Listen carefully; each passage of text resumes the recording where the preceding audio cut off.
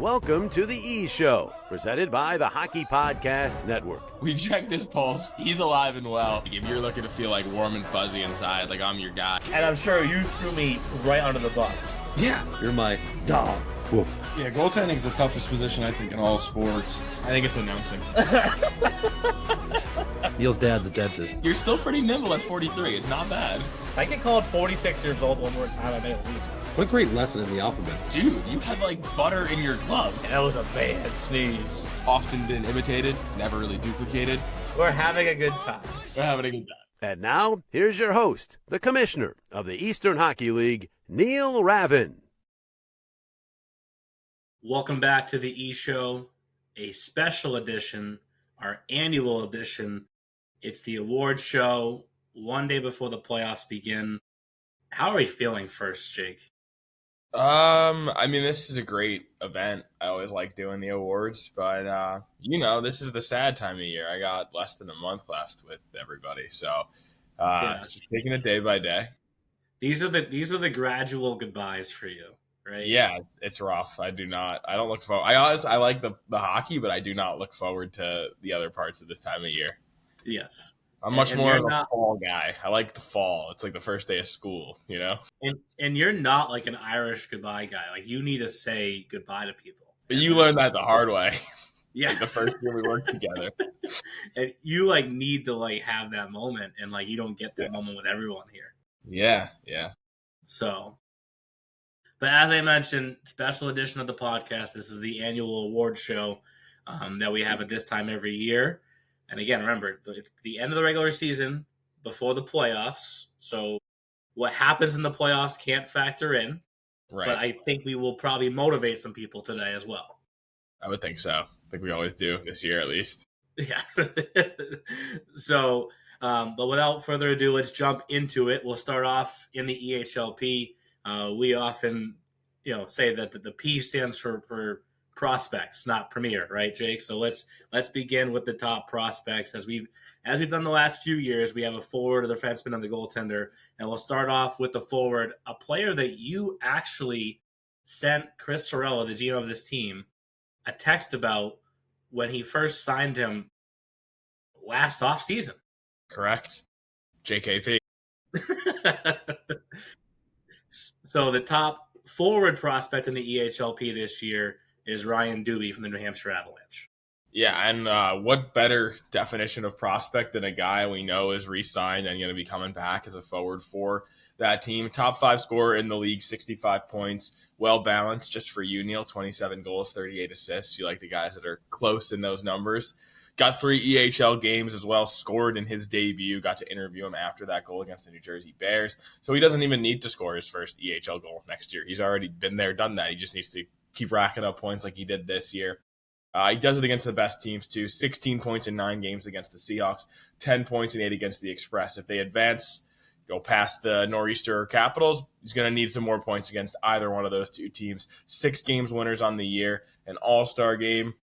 Had one of the longest point streaks in the P with 15 games, 31 points in those games. Went only 7 games without a point, and I know you talked about this earlier in the year, how much they rely on him. 2-5 in those games.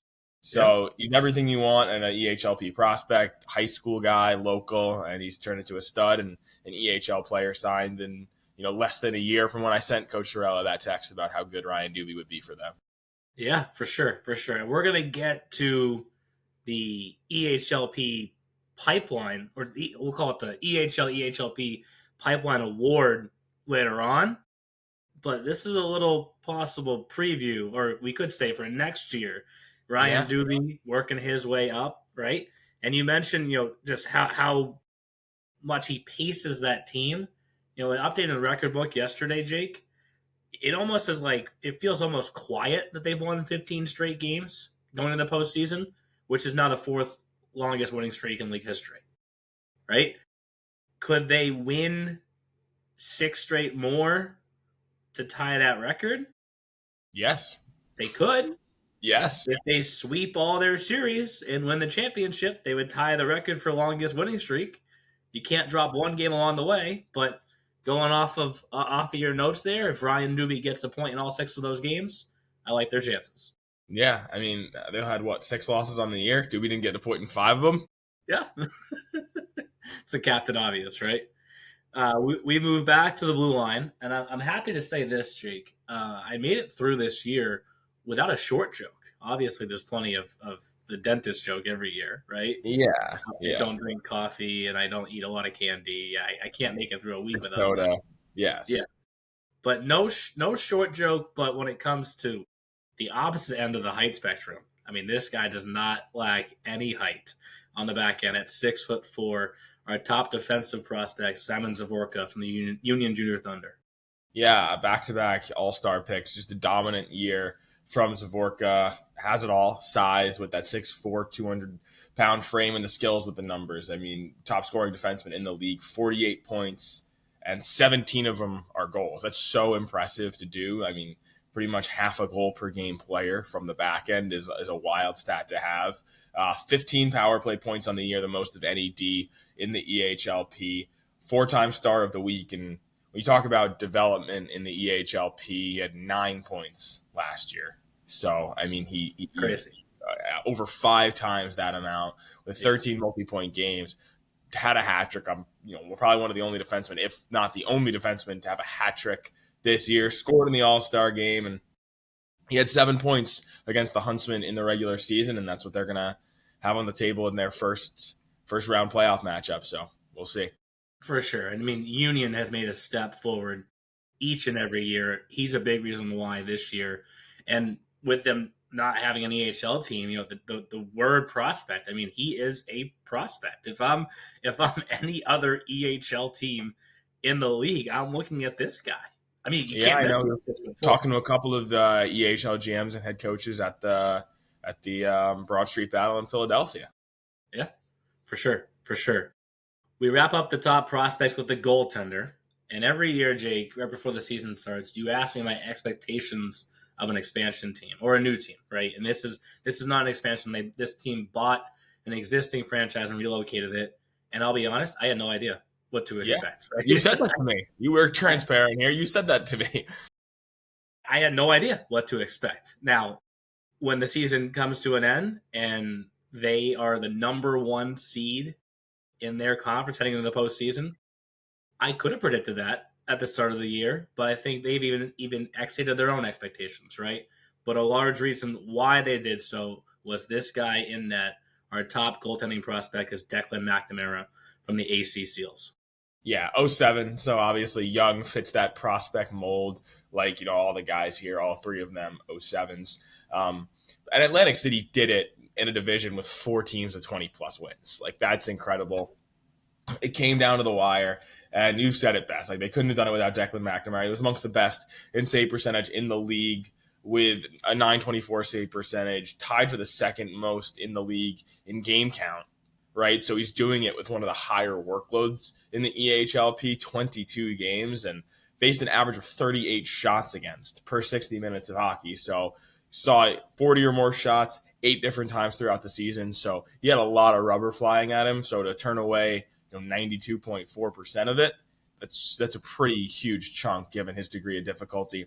Top 5 in wins, and the big ones were the crucial ones down the stretch. 21 saves against Union, 33 against the Bears, the 37 save win against the Seahawks Hockey Club, which you said was the biggest turning point for them to win the division.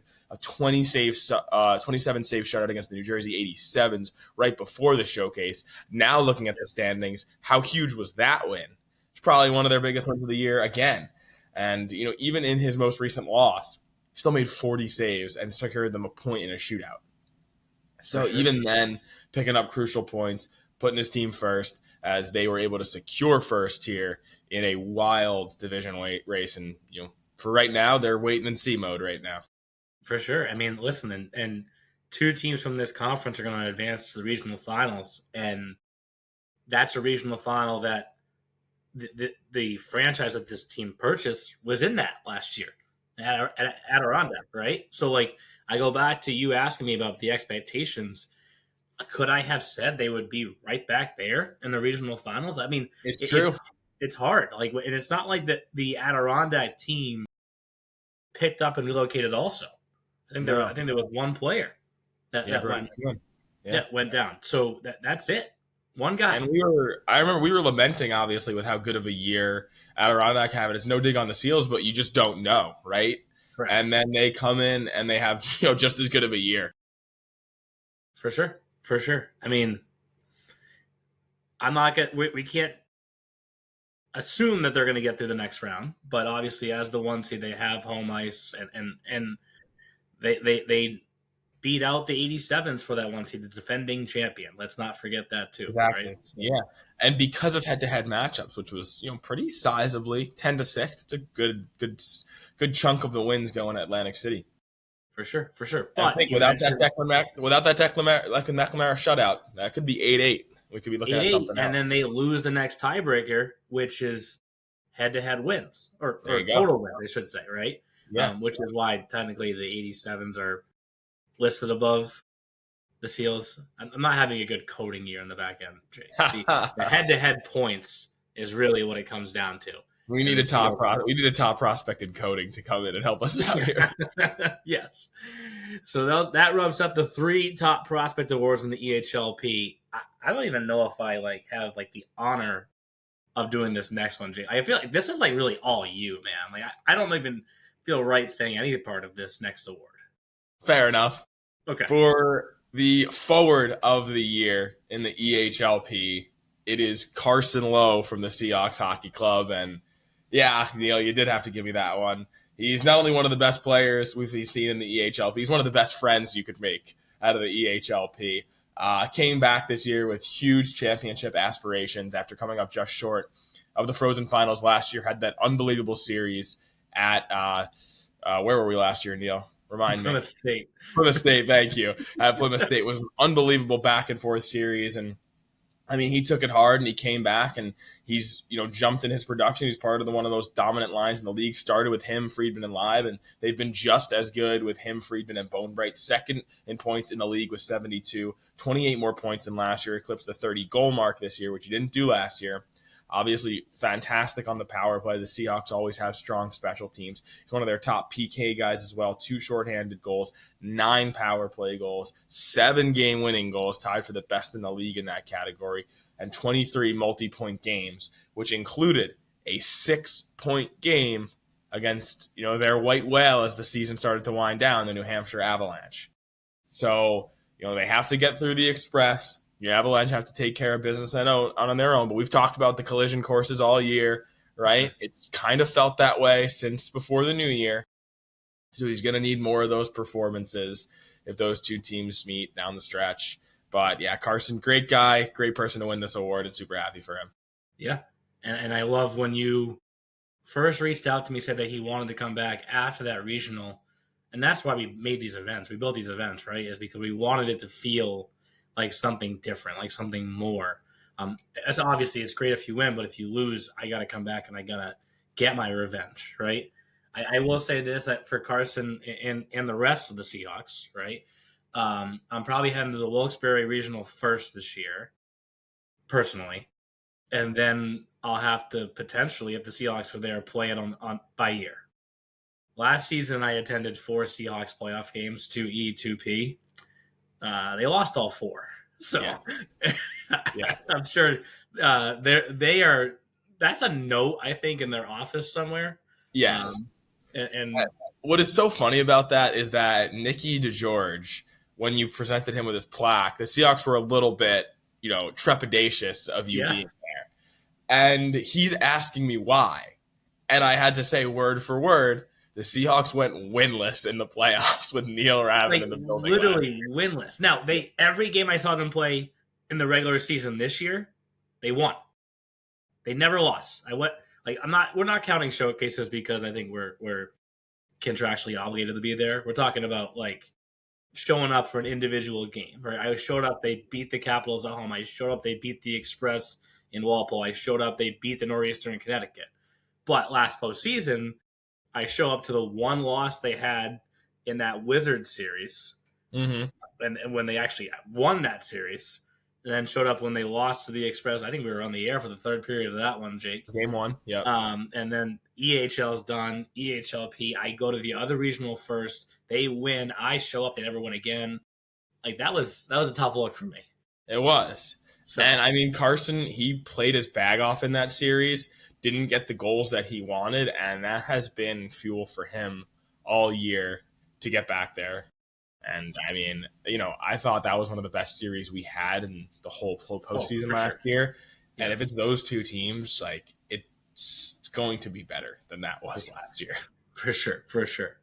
You used the term All-Star earlier. We've obviously covered a number of All-Stars so far, and this is not a coincidence. This is his back-to-back Team Jake All-Stars. We go to the Defenseman of the Year, and that's Will Link from the Providence Capitals. Yeah, he joined the Caps about a month into the season, and since then he factored in on over 1/3 of the team's offense from the back end. 36% of the team's goals after he joined, you can find Will Link's name behind one of those goals on the stat sheet, whether it's a goal or an assist. 43 points on the year, 19 more than he had last year. Led all D in assists with 19. Thank you to Mia Sarafoto for shouting that out and fixing that, as we had to make a last-minute stat adjustment for Mr. Wow. Link, added an apple for him. Even in his debut game for Providence, he set the tone with a 4-point game. Remember getting the text from Kelly Meyer is like, we are very lucky to have Will Link.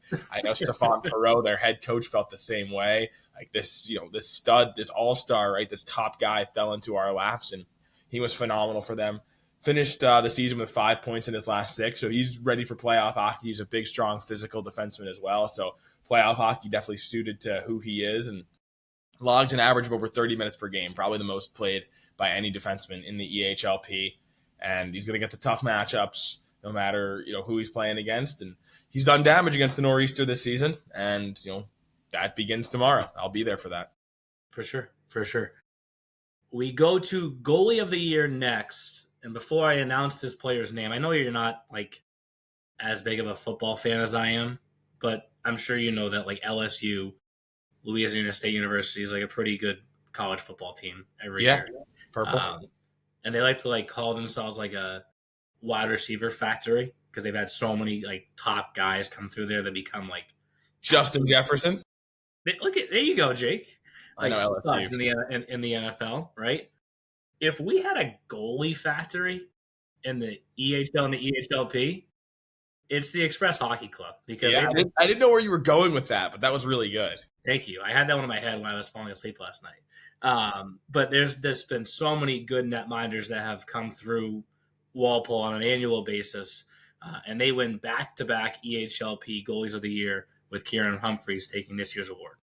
Yeah, and he's one half of an elite goaltending duo with Colton Ollis, and both those guys are absolute studs. But Kieran finished with the most games, most minutes of anyone in the league, the second most wins, responsible for over half of his team's wins, and an improvement year where they got 5 more wins than they did in last year's regular season. 928 save percentage, second in the league, but with plenty of breathing room amongst goaltenders with the other workloads of 20 or more games. So when it comes to the factor of getting those huge minutes and getting the numbers to back it up, there was really only Kieran Humphreys, 2-time star of the week, October player of the month, has faced 40 shots or more in 1/3 of his games this year. So he's amongst the most tested heading into the playoffs. And his last game was probably one of his best, a 51 save victory over the team they're about to play in the postseason, the Seahawks Hockey Club. So that we've asked the question all year, who goes in game 1? I think Kieran kind of took the reins with that win over that team specifically. So that win was a huge confidence booster for them.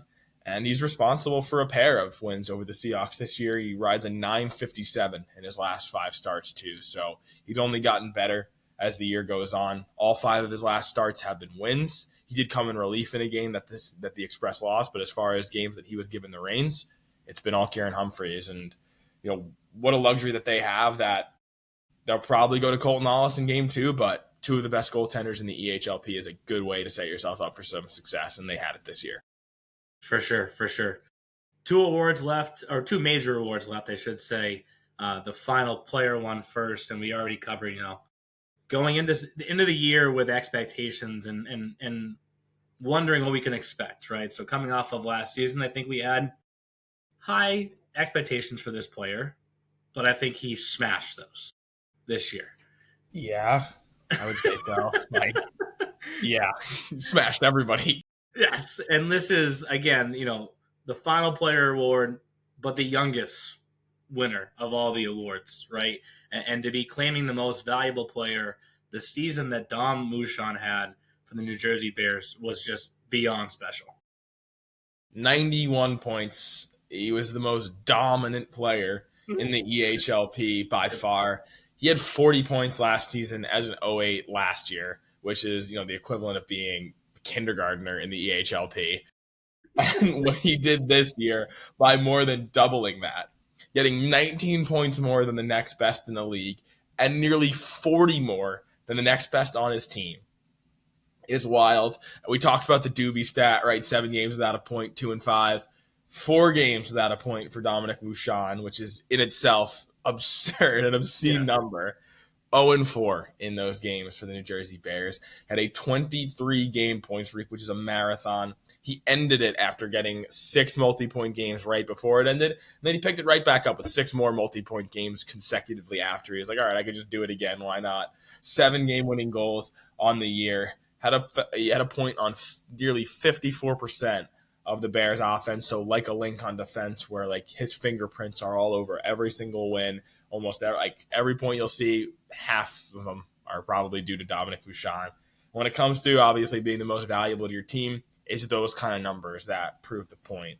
And they're playing PLF to kick things off. Had a good regular season against PLF, and I'm sure Dom's ready to go. And I hope we see him in a Bears uniform suiting up for the EHL next year. We got offered, and I would love to see him do what he can do best at the EHL level.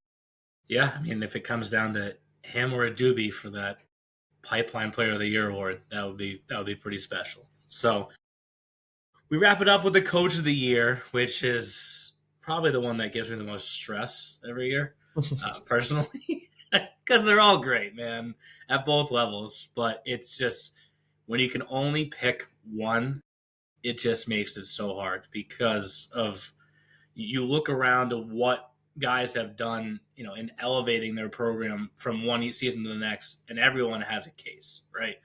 But for this guy to win the regular season title and finish on this now historic winning streak and be so far ahead of the rest of the pack in the entire league, there's being the favorite and there's being what these guys are being, or have to go in as to the postseason, right? So this year's Coach of the Year is Josh Borden from the New Hampshire Avalanche. And you talk to his players, and every single one of them loves him and the way he coaches. And, he just seems like he oozes a lot of love for his team, and they give it back. But in his 3rd year with the Avalanche as head coach of the EHL Premier Program, started from 3 games below 500 in the 23-24 year, 38 points. It's not bad. It's not great. 26 wins, 56 points last year for a second-place finish in the Northeast to a regular season title here with 36 wins, 4 regulation losses, an overtime loss, and a shootout loss. Unbelievable jump. And linear, too, right? Just the improvement that you want to see every single year. And Coach Borden has felt it this season. He said, if this team can't do it, I don't know what else I can do. But, we have all the time in the world to figure out the postseason. But he was the only team with a triple-digit goal differential, doubling up the next best team. So they were dominant in a lot of their wins. Led the league in power play percentage at 29, second on the penalty kill, while being one of the more disciplined teams in terms of, not taking a ton of penalties, not a lot of time shorthanded on the year. Brought 5 guys back, which is a solid number of returners in the EHLP, because you don't always get that, usually in the 2 to 3 range. And he brought in the right midseason guys, got better as the season went on. 3 of their 6 losses came in the first 10 games of the season, right? It looked like other teams were poised to take the division then. They were looking like possibly the 3rd place team through those first 10 games. And then, so 3 losses in the next 32. An unbelievable winning percentage, and like you mentioned, 15 games behind them, 15 wins behind them heading into the playoffs. Yeah, the stat that jumps out to me is just the triple-digit goal differential. That is, you're not just beating teams. You're doing it convincingly. Yeah, you're putting some teams in the ground later on, and what better way to show that than 8-0 over arguably the next best team in the EHLP. Yeah, so the pressure, has to be immense now because you're the favorite in all capital letters with numerous underlines underneath it, going into the postseason. So. And it's the depth on the team that I think takes everybody by surprise, right? They could roll 4 lines, and they're working with guys on their bottom 6 that probably have 20 points this year, 25 points. Yeah, for sure. I'll let you read off our All-EHLP teams and our All-Conference teams now. All right, you got it. So for our All-EHLP first team from the Express Hockey Club, Kieran Humphreys in net. On defense, we have Will Ling from the Providence Capitals and Simon Zaborka from the Union Junior Thunder. Forward, Don Mouchon. Forward, Carson Lowe. Forward, Ryan Doobie, your award winners from the Bears, Seahawks, and Avs, respectively. Don't think we need to, blubber on about those guys, right? This is just the EHLP All-Star Game merged together, right? Isn't that what it basically is? Team red, team blue, team red. Team Yeah, blue. exactly. For our All-EHLP second team, we have goaltender Carson McGreevy. Nobody won at a higher rate than him from the New Hampshire Avalanche. And then, back on defense, going back to the Express Hockey Club, Jackson Guimond amongst the highest scoring defensemen in the EHLP. John Ruggiero, same thing from the New Jersey Bears, just had unbelievable goal count this year and an experienced guy on the blue line for them. Forward, Matej Dank from the Union Junior Thunder, over 70 points, finished the year really strong. Forward, Oren Friedman, obviously a part of that duo with Carson Lowe that has driven the bus for the Seahawks. And Ben Meyer from the Atlantic City Seals, another huge piece, their top scorer in what has been a tremendous inaugural year for them. Yeah, I mean, the label says second team, but this is a first team too. They could go head to head, and it's a toss up. Yes, totally agree. For our third team, goaltender Mason Campbell from the Connecticut Nor'easter, a wildly high save percentage for what he faced every single game, and responsible for a lot of the team's wins in the new year where they did have more success than they did in the first half of the season. On defense, Marshall Windsor from Atlantic City, experienced guy on the blue line for them. He had a great year. Keith Clements from the Seahawks Hockey Club, his defensive partner, had a heck of a jump in production from last season. Sviat Antipkin, same thing, huge jump in production, getting his first full year of junior hockey under his belt. Got some EHL time as well from the Express. Radek Jenik, part of that upfront duo with Matej Dank on the Union Junior Thunder. Both those guys were heavy hitters for Union. And David Wood for New Hampshire, another guy that's signed to come back from the Avs Premier Team. Yeah. We mentioned this earlier. I may have said it actually. Union, the progression that they've made each and every year to have one player apiece on the first team, the second team, and the third team just shows you how far they've come in their short time in our league. And their first 20-win season, and they were in contention for the division for a long, long time. I know they didn't have the end of the season that they wanted, but they finished with a win, and they're in good shape to come out of this, first round, quote unquote, and have themselves a matchup with the 1 or 2 team in the division.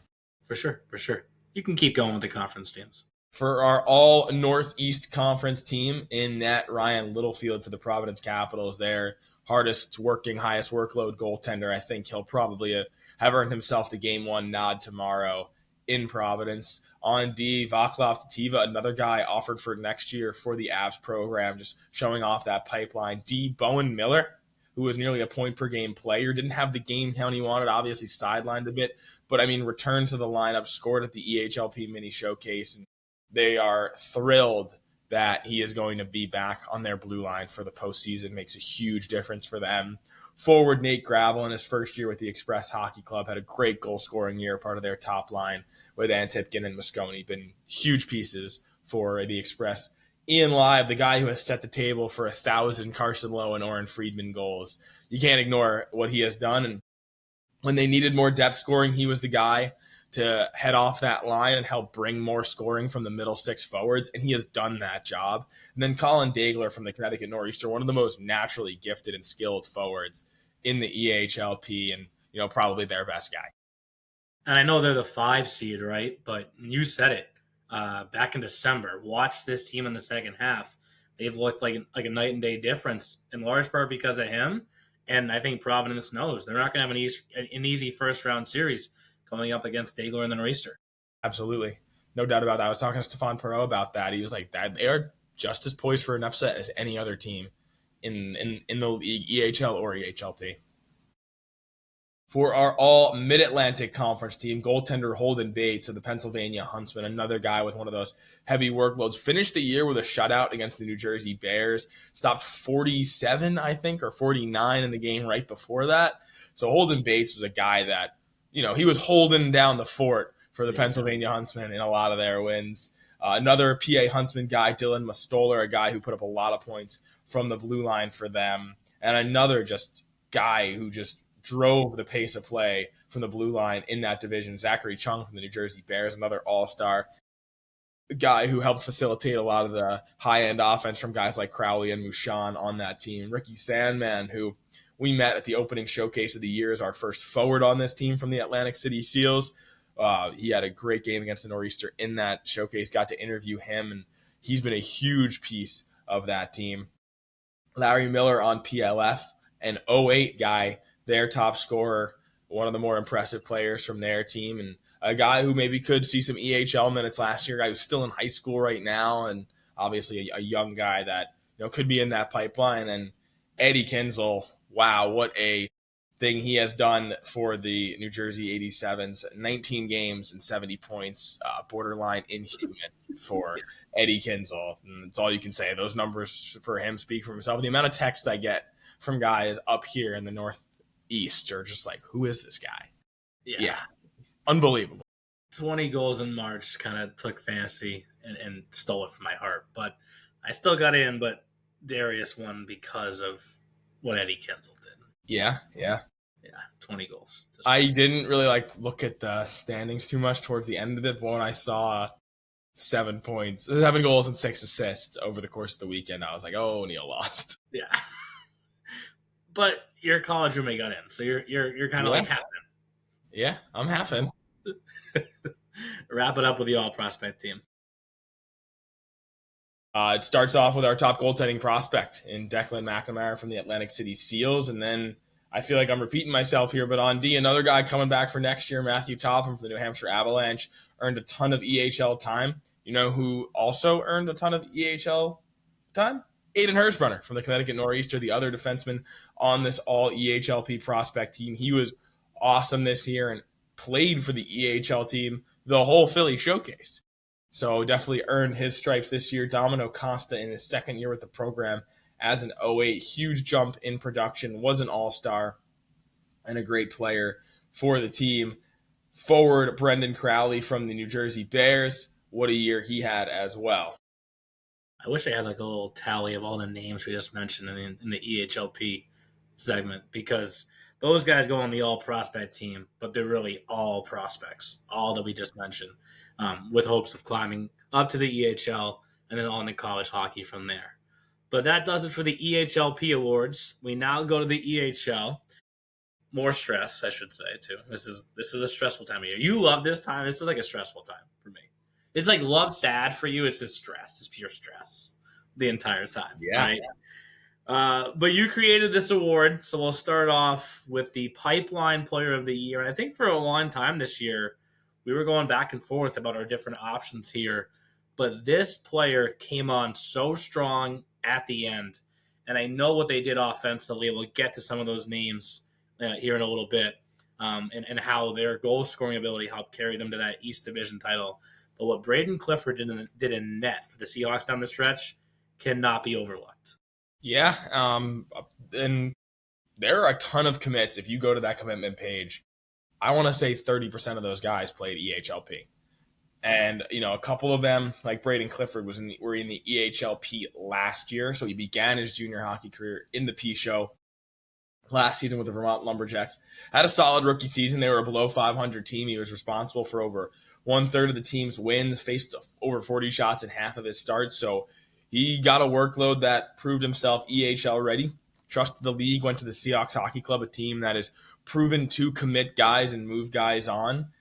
So in his age-out year, he's earned his commitment. He's going to St. Mike's, a great commitment for the league this year. And he's played by far the most of any Seahawks goaltender, 26 games, 19 wins. He had an outstanding .925 in the process, top 10 in the whole league. 3 shutouts as well, which we didn't have a ton of shutouts in the league this year, I feel, and Braden Clifford was pulling the weight. And he looks like the starter, right? There were questions about it all season long, but I think he has answered those questions himself. He's won 4 of his last 5. And in the 13 games he's played in the 2026 portion of the season, he has a 943. So you talk about what he did down the stretch, a 943 in half of his games. That was it. For sure. For sure. We jump now to the rookies of the year. Yes, that was an S at the end of rookie because for a couple of these next awards, it was so hard to try and narrow down to just one person. We've done this once before, and we're doing it again. We're going with co-rookies of the year, and they actually are both from the Central Division. So first, it's Eden Forcier from HC Rhode Island, and then Connor Nicholson from the Providence Capitals. And they're both 07s, so rookies. They are young guys. Eden Forcier, probably the most fun player to watch in all of the EHL. You talk to kids around the league, and they feel the same way. 3rd in points in the league with 77, 36 goals, 41 assists. Pretty symmetrical, Neil. Is that symmetrical enough for you? I'll take it. Okay, one of 2 rookies in the top 10 in points. Finished the year on a 9-game point streak. Had points in 21 of the 22 games in the new year. So he's a guy that just got better and better as the year went on. 4 points in 3 games against the New Hampshire Avalanche, 7 points in 4 games against the Express Hockey Club, who we saw they had battles against, some wars against in the regular season. So he does it against the big boys. And it was a down year for Rhode Island's power play. So he only had 12 power play points, which is obviously a good number. But he was doing most of his damage at 5-on-5. And we've seen HCRI improve every single year in the EHL. This is wildly their best year yet. Over 30 wins for the first time. He is one of the biggest reasons why. They have a platoon of really young studs in this league. Eden Forcier leads the way of those young studs. Yeah, I mean, there was one game that you went to where you just kept texting me about him. Yes. You're like, go watch that goal. Go watch this play. I'm like, oh. And like Nick Delgallo was like turning around and like pointing up at me every time. I was like, can you believe what you're seeing? I was like, Nick, like you got like we both have a job to do right now, Nick. And he's just like chatting with me. Like after every Eden Forcier shift, he was like, and it's like he's setting traps. Yeah. And Gregory Pickens, their trainer, or their trainer, their equipment manager, their everything, said it to me. He was like, I want to see what the game feels like when he's out there. Because it just feels like he's in the Matrix and everybody else is just playing hockey. Yes. But a team that he could face if they both win their first round series, they get to the Central Finals, Providence Capitals. Could be their HCRI's biggest problem if they have to face the Providence Capitals. Connor Nicholson, another Central 07, one of 2 goalies in the league that logged over 2,000 minutes this year. He is the first rookie goaltender to do it. So an incredible workload for somebody as young as him. A 924 save percentage. So similar to those EHLP goalies we talked about where the workload is so high, but the save percentage is right there to match it. He led the league in goals saved above expected, so he's facing some of the most high-quality shots you will find. Faced over 40 and 11 different times this season across 36 games. He's responsible for Providence. They had 23 wins on the year. He's responsible for 20 of them. That is hugely important to Providence's success, and he's going to be the guy come playoffs, having won 4 of his last 5. Going into the postseason, he's playing his best hockey as of late. Had some huge wins down the stretch, and can't wait to see what he does for them in the postseason. Yeah, I feel like every time I went and saw him in a box score, I always said to myself, he's an 07. Like, he's an 07, and he's playing this many minutes. So he honestly was a contender as well for goalie of the year. We had a number of great goaltenders this year. And just like the rookies of the year, we've done this before. We've never done this in the same season, though, where we have co-goalies of the year as well. And it's Nicky Hussar from the New Hampshire Avalanche and Luke Beaupellant from the Philadelphia Hockey Club. Yeah, I mean, we talk about goalies that win at high rates, and you just look at the New Hampshire Avalanche, EHL or EHLP. Nick Hussar, 22 wins in 26 games, turned away 93% of the shots that came his way in the process. And he took the starting job in the new year. Right, it was a more even split. He had 9 games in 2025 compared to 17 in 2026. 38% to 65% jump in amount of games played. So, He's won 9 of his last 10 as well, posted a shutout in 2 of those games for a total of 4 shutouts on the year. He won his first 13 straight. It took him till 2026 to drop a game. And, you look at the domination of that team, but you have to recognize that he had a 9-24 against the other 30-plus win teams in the league this year, 12-1 against those teams. So, yes, his team was phenomenal, but Nicky Husar is a huge reason why his team was so phenomenal this year, and definitely one of my favorite Avalanche goaltenders we've had in my 4 years here in the league. That's a big statement, too. Yeah. That's arguably bigger than the award. But for the other co-goalie of the year, part of actually a trio of great netminders for PHC, but he himself, with how he played down the stretch, he's kind of taken that net over. He'll be the guy in the playoffs. At 949 save percentage, that's a video game number. There's no way a goalie in the EHL, a real hockey league, had that number. Never mind. Luc Beauparlin had a 949 this year. He had a 15-1, 0-1 record. The highest win percentage of 88% of his appearances were wins, 3 shutouts as well, had some big-time games in there, 29 of 30 way back when against the Seahawks Hockey Club when we were like, okay, Philly Hockey Club is going to be one of the best teams in the league. And then the back-to-back against the New Jersey 87s, which shut the door on the South Division, who was going to take that number 1 spot, going 64 of 65 across those 2 games against the 87s offense, which has guys like Dom Bertolino, Alex Haar, Ivan Kulagin, the leading goal scorer in 87's history, 64-65 against those names. Wrapped up the year with 7 straight wins, beating the 87s 3 times, the Express once, the Bears twice. So all of those teams have 30-plus wins, and he did it as a rookie as well, an all-star as well. And there, like you said, that's probably the strongest goaltending rotation in the league. And, he seems like the guy coming out of the regular season amongst 3 stud goaltenders for PHC. For sure. Sticking with the South as we go to the Defenseman of the Year, we talk about expectations coming back from one year to the next. I did actually tell myself, Jake, after seeing this player come on the scene last year, he'll be good next year. 100%. I did not expect Defenseman of the Year, but what a year it was for Troy Mulholland on the New Jersey 87s. Yeah, did it as an 06, and like you said, he burst onto the scene last year. He played 11 some odd games, I think, in the regular season before being an everyday guy in the playoffs for them, and he scored a goal at Providence, and he looked good then. But like you said, there's a different level of confidence and swagger to his game this year, where he's almost like an Aiden Forcier on the back end, where he dictates the game. The game is going to be played at his place. He sets traps. He has guys going where he wants to go. He's a power play quarterback. He slows things down. He speeds things up. He leads the rush for them. He's a do-it-all kind of defenseman for the New Jersey 87s, and he was a main all-star as well. Looked great doing it. Third amongst D in assists and points, the bulk of it coming on 5-on-5 with a total of 39 points on the year. And the clutch factor, obviously, at the Frozen Finals last year, but 2 overtime winners this season against 2 of the best teams in the league, an overtime winner against PHC, an overtime winner against the Express Hockey Club, where we got used to seeing him go over the shoulder and that nifty little short side shot that he likes to do. And he had 3 points against the Bears in the regular season. And I think of all the hockey we're going to get to see this week, that is going to be probably the best series, and I'll say that. I agree. And when it comes to Troy, when he scored, there were no cheapies. They were all pretty, right? Doy Mulholland, Defenseman of the Year.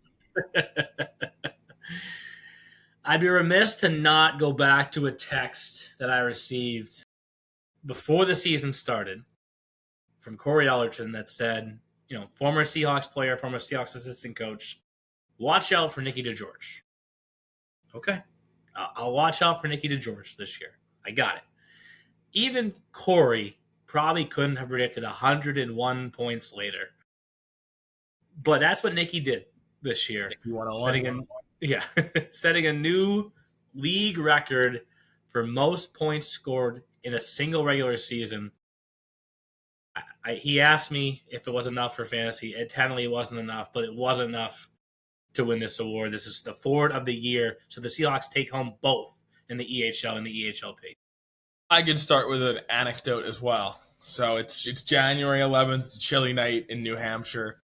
Nicky George and the Seahawks had just lost 5-2 to the New Hampshire Avalanche. We were watching his EHLP team play the New Hampshire Avalanche, and he says to me, 48 points on the year. My goal is to hit 100. Because we were talking about how he was on pace to win forward of the month for the month of January. And I'm like, Nicky, like 100's a lot. I think you could probably, finish number one in the league in scoring, but 100 would be crazy. And he said, crazy? I'll show you crazy. I'll put up 53 points in my next 22 games and call my shot that I'm going to hit 100 points this year. That's the wildest part of any of this. He knew it. 36 goals, 65 assists. The only 2 points per game player in the league this season. One of 4 assists per games guy. The only one with 60-plus assists in the league. 27 power play points, 4 shorthanded goals. Logs a ton of minutes for them. And he was only held off the score sheet 4 times this season, and 3 of them were in October and November. So the pace he was on in the new year, a 14-game point streak with 31 points he had in the new year, a 15-game point streak earlier in the season with 42 points. So for good chunks of the season, Nicky DeGeorge was dominant. And he's got good numbers against the Express or the Bandits. So whoever comes out of that series will have to be on the lookout in the postseason for Nicky DeGeorge. And once again, just to reiterate, he called his shot. Yeah, that's a crazy story. So I'm glad to know that too, because he called his shot and he delivered. Like, that's pretty special. And I was like, 100? Yeah, in this economy? All right, Nicky. We wrap it up with the MVP, and I am just a huge believer of what MVP really, stands for, being the most valuable player to your team, so that if you take him off of that team, what are they left with, right? Any of the guys that we just mentioned are MVP candidates for sure. I mean, you take them off of their respective teams, and it's not the same. But if you were to take this player off of his team, it is definitely not the same. And for Ville Bowden, what he did in his final season of junior hockey with the Express, just beyond special and very well deserving of this MVP award. Yeah, like you said, the truest example of an MVP. Back-to-back years at the Express secure not only the EHLP goaltender of the year, but back-to-back years they secure the EHL MVP. And with 52 goals, a single-season record, another record setter here in our awards, the best goal scorer, the best shot this league has ever seen, committed to Curry College. He earned that. I mean, he was unbelievable for this team. And when you talk about MVPs, right, you said just most valuable to their team, 2-7-1 in games where Ville Bowden didn't get a point. So it's crucial to anybody on any team in the league. 12 game-winning goals as well. And I remember we talked about this stat earlier in the league. It's like the Gretzky stat about him just not scoring a goal, but it's the opposite for Ville. If he didn't get a single assist, he would have still been easily in the top 10 in scoring this year. But he got plenty of assists. 38 assists is a really amazing number, just outside the top 10 in the league. So for a total of 90 points. So he was also setting the table for his teammates. Second highest point total in the league in rare company. Only a small handful of guys who played the whole season and finished at a goal per game rate in league history. Obviously not this year. He's the only one to do it this year, guy. You don't have those very often. And, he's headed to Curry College, like we said. Before that, the Express have corrected the course that they were on that little bit of skid around the showcase time and right after. But they corrected their course. They have a win against Bridgewater right before their postseason series against Bridgewater. And Ville obviously has done some damage against that team this year. And they're the favorite in that series. And Ville is a big reason why. Yeah, and if he scores in the playoffs, it won't count towards that record-setting 52 goals in the regular season, right? But, man, is that going to be a hard number for anybody to touch in the future? 52 goals. Like, that's special.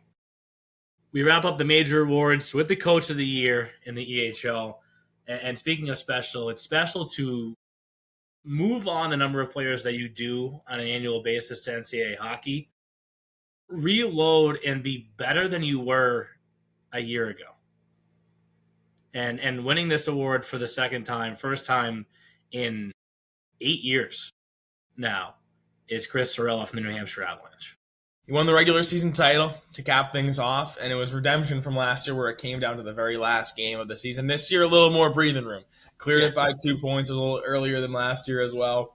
41-6-3-0 record for CC up there with the New Hampshire Avalanche. The only team with single-digit losses the whole season. Last year, they had 9 losses as well, but that was a 46-game season. So they lost at a lower rate than they did last year, so even more impressive. They are one of 2 teams in the league to hit 40 wins. They were at a points percentage of .850.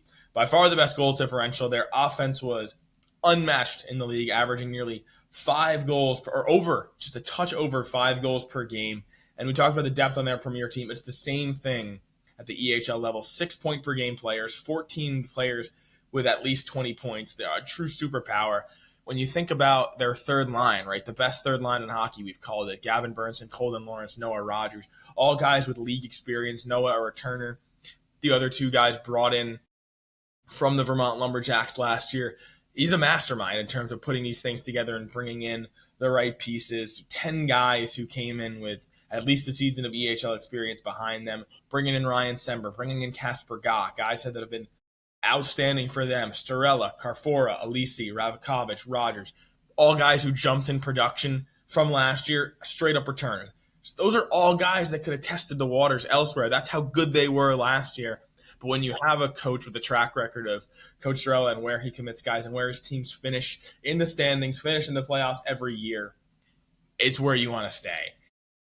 You know, Nicky Husar's record we talked about against those 30-win teams as a whole, Avalanche were 16-2-1 against fellow 30-plus win teams in the league, and it's going to come down to beating some more of them if they want to get to another, road to Providence. And like you said, the commitments too, they speak for themselves. No one does it better.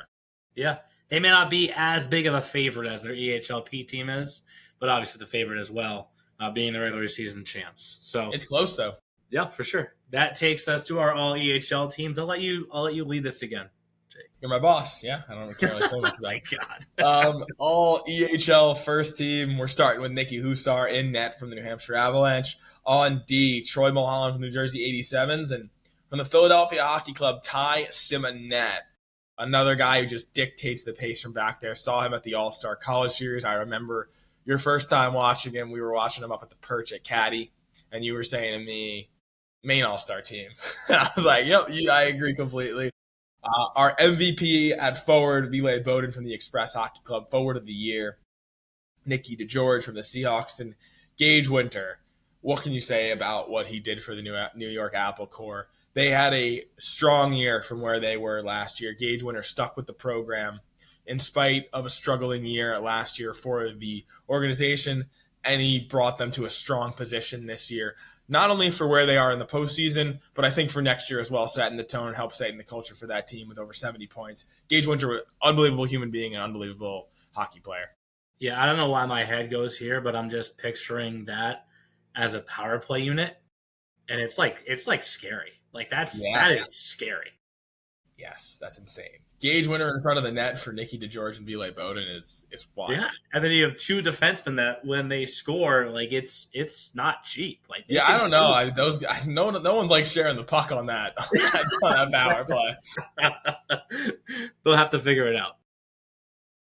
For our All-EHL second team in net, Luc Beauparlant, one of the other goaltender of the years this season. On defense, John Danks led all blue liners in goals this year and was on a torrent pace to finish the season. Jack Frazier from HC Rhode Island, the young studs from HC Rhode Island, he led the group on the back end. Frazier, a weapon back there, one of the top scoring defensemen in the league. Danny Starella kicking off our forwards from the New Hampshire Avalanche. Had, like we said, a jump in production from last year, and he was Danny Scorella in the playoffs last year, and they're going to need him to do that again. It was hardly a surprise when you saw this guy on the score sheet, Alex Haar from the New Jersey 87s. What a year he had. Defending champions. Came out of the gate as the league's top scorer. He was still hung around that territory all year, but obviously battled some injuries throughout the season. And, another person who's just a great human being on that 87s organization. And finally, for our final forward on the EHL second team, the Backstrom, Ville Bowden's Ovechkin, Nate Brissett, who just racked up assists all throughout the year, was one of the top scorers in the league, another 70-point guy. Nate Brissett was phenomenal. And he battled the injury bug too earlier in the season when the Express were going through their lumps. And it was when he rejoined the team that everything started to settle down. So there would be no, Ville Bowden 52 goals without having Nate Brissett by his side. And if he's back for the Express next year, oh my goodness. Yeah, 100%. They're going to run it back with Nate Brissett. 100%. Hara was one of the last guys off the ice that night at Quinnipiac. I don't know if you noticed that. He was like one of the last guys still out there. And he said to me, we had him.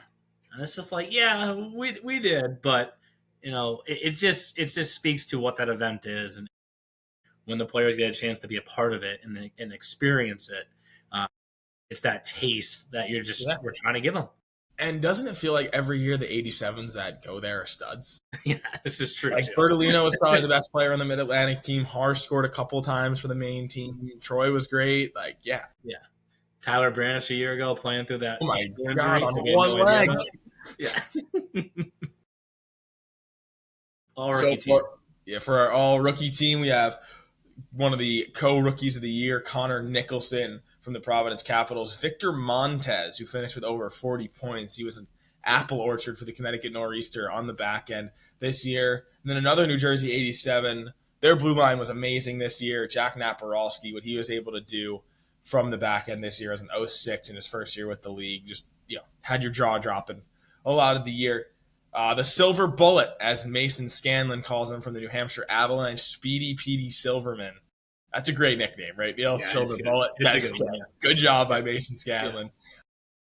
From HC Rhode Island, Ernest Muska. He and Forcier played together all year, just watching those two set each other up and do amazing things.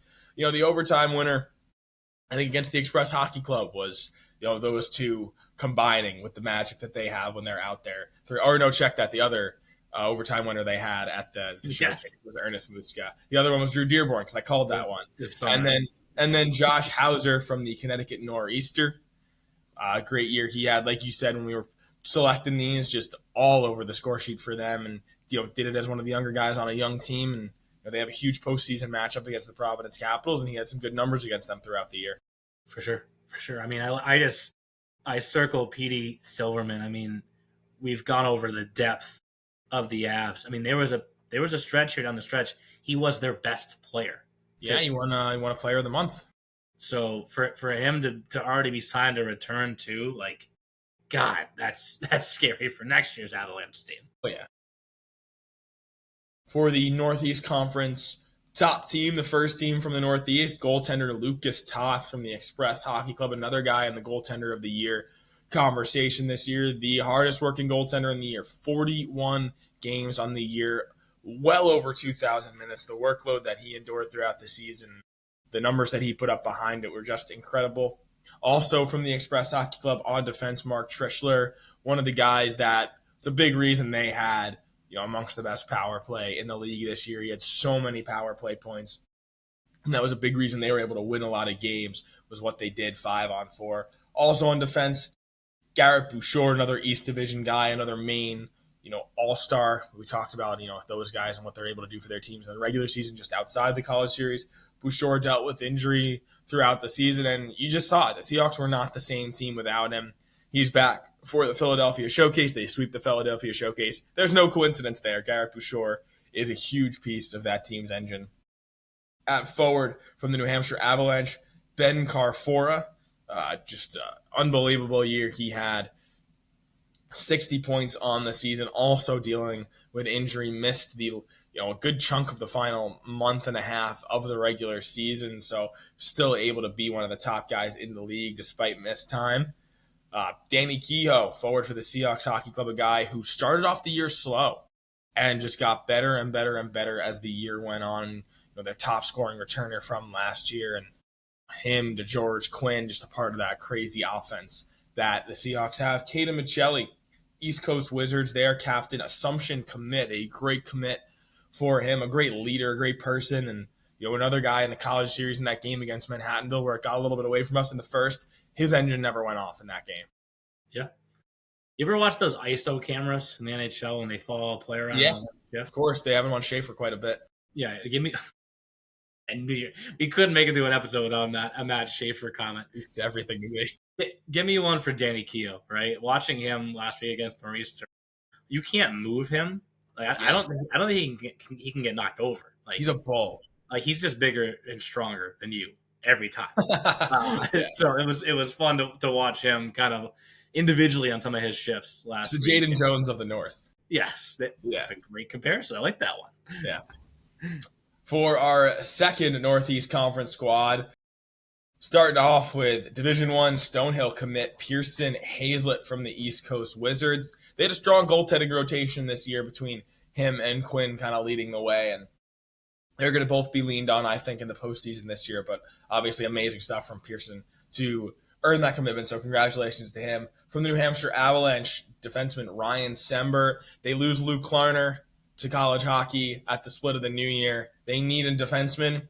They bring in Ryan Sember from a sinking ship, and they put him on the strongest ship going into the postseason here in the EHL. Jack Capone at 07 from the East Coast Wizards is going to be his defensive partner for the second team. Earned a commitment to Wentworth as an 07. So obviously a pretty smart guy, but also a great hockey player to earn that commitment. Brandon Borges, the captain from the Bridgewater Bandits, talked to Coach Drevich, before his games, after his games. He'll have great things to say about Brandon Borges and what he does, just the way he eats shots on the penalty kill, the way he leads his team by example, first in the corners. Obviously the jump in production speaks for itself, but just like his jersey isn't made out of fabric. It's made out of captain material when it comes to Brandon Borges of the Bridgewater Bandits. And speaking of guys who are captain material, we have another captain here, Andrew Duvall, over 20 goals here in his age-out season for the Valley Junior Warriors. No commitment for him is coming down soon enough. Doobie is one of the best people I have met in the EHL in my time here, climbing up from P to E in his first year, being a strong two-time All-Star as well as a solid piece on their team last year, but now the guy on the team this year. And Adam Quinn for the Seahawks Hockey Club. They didn't have him for a lot of the year, but still 25 goals in 31 games this season, scoring at the second highest pace in the EHL behind Ville Bowden. He probably would have been a 40-goal scorer if he got that full season run. He's a guy who's committed for next year, but they're going to have him for the postseason, and that's monstrous for the Seahawks Hockey Club, who had to play a lot of games and won a lot of those games without somebody they feel is one of the most complete best players in the EHL. Yeah, I mean, this team is like, I know it's Northeast second team, but that's like all EHL third team right there. Yeah. Too. They're that good. And I'm glad you mentioned Duval, one of the hardest working guys we've seen in this league on a multi-year basis too. Yeah. Yeah, and he trusted that program, trusted the league. Like, there's nowhere else he would want to be. And, despite, not having a winning record this year, I still think are poised for a very good chance to beat the East Coast Wizards here in the first round. I agree. For our Mid-Atlantic first team, we have Tadius Bezdek from the Philadelphia Little Flyers. When I was on Instat diving into the analytics and looking into the guys who faced the highest number of quality shots, Tadius Bezdek was up there. The goal saved above expected for him was right up there with Connor Nicholson. And so what he does in net for the Philadelphia Little Flyers earned a commitment as well. He's everything to that team. He's a great hockey player and a great person as well. On defense from the Providence Capitals, Scotty Moritz, a guy who also kind of made for a name for himself at the All-Star Series and the main All-Star team, just from how simple and solid he was. They weren't getting beat when he was out there. He just sticks to his guy, defends the rush well. Excellent first pass defenseman. It's the reason why he has so many assists this year, just because he plays the game the right way, and I can't wait to see where he ends up for next year. Angelo Masulo, the other blue liner for this squad, the top scoring defenseman from the Philadelphia Hockey Club. He's a little bit undersized, but you don't notice it by the way he plays out there, the way he's able to rack up points and help drive the bus from back end. Logs over 20 minutes per game for PAC, and I know he's a huge locker room presence for them as well. A super positive guy, a super cheerful guy, and on a team with an already outstanding culture. Neil, one of your favorites for the next guy, forward Austin Haldane from Hockey Club Rhode Island. I mean, another captain material guy. He's played with a number of different guys all throughout the year on that team, but the consistent is how hard Austin Haldane works every shift. He'll get to the gritty areas, but he'll also snipe a goal on the power play. He can do it all for that team. He's responsible. He, despite some guys finishing ahead of him and scoring on that team, which you didn't expect going in, right? You thought Austin Haldane was going to be the offensive guy. He is still the guy for that team with the way he leads and the way his teammates speak about him. They think they have the best captain in the league, and I think he makes a good case for it every time he's out there.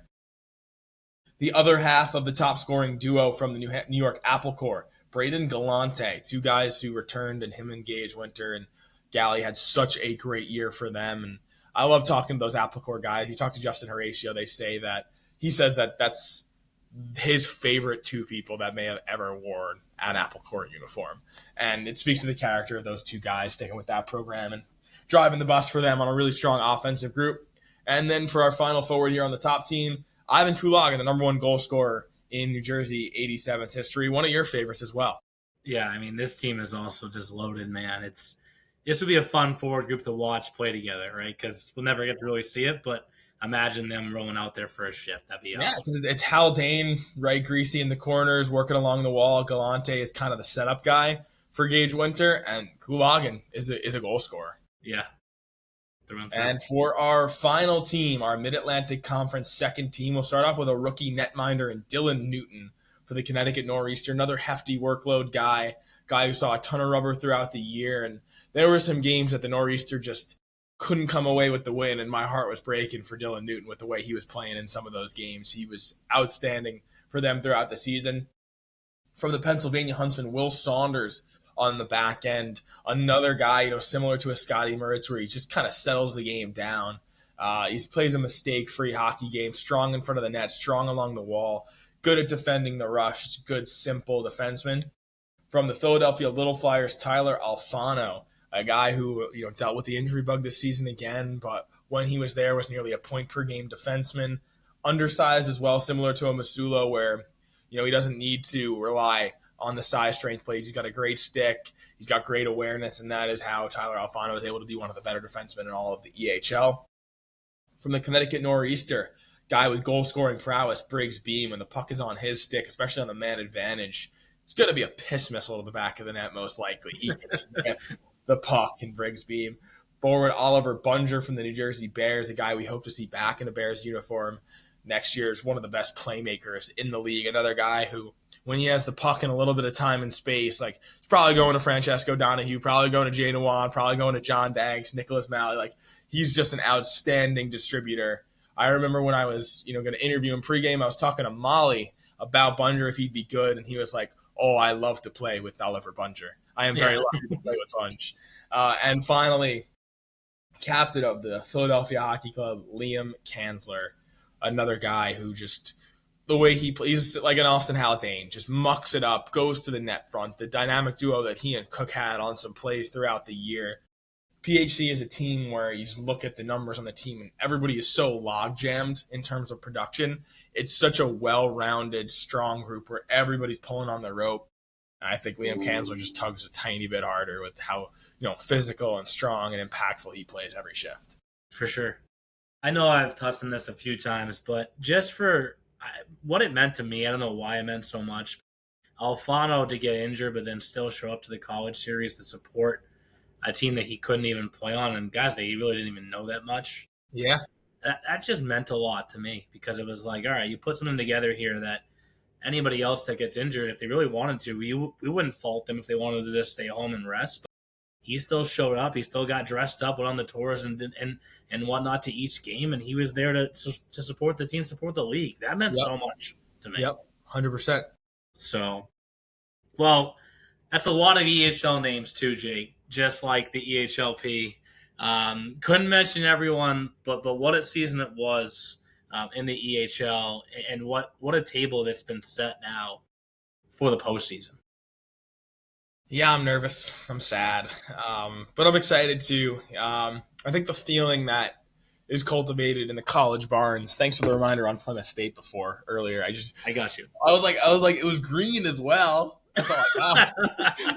I was just thinking green, and I was like, I can't put it together. But My brother Mike was at Trinity, and he was talking about how cool that was. But the feeling you had when you walked into Plymouth State, and like everybody was, or Babson's this year, and everybody was looking up and around at the seats and the Tron and everything. And everybody was saying the same thing, like, this is so sick. And then Providence, we're a little bit more used to that, but still, the atmosphere, like, everybody wants to sit on the benches and look around and like get the feel for it. I think the feeling that we get to cultivate at those events is probably the most special part about the postseason for us as a staff, and seeing the players make the most of it is definitely the most rewarding part of this time of the year, even though it drains me emotionally.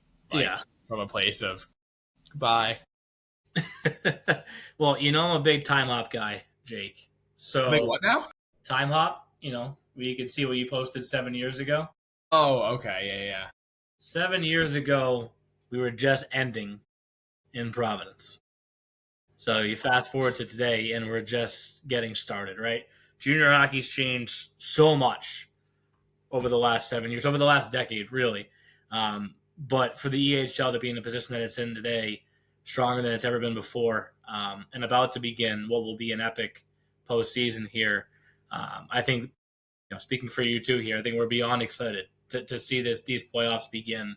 And see the players leave it all on the line to hopefully be there with us in Providence. You've already got one text that said "See you in Providence," right? So you don't have to say who that was, but it's going to be a great postseason. And this, the feeling of once we do hand off that trophy, while the goodbyes hurt along the way, that does trump them all, because it caps off another what will be historic season in our league's history. And then we quickly just turn the page and get started again for next year. The goodbye still hurts. But I can't wait.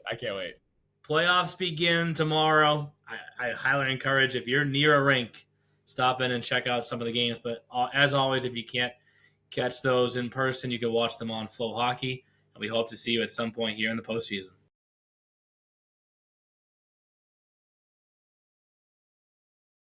Thanks for listening to The E-Show, presented by the Hockey Podcast Network.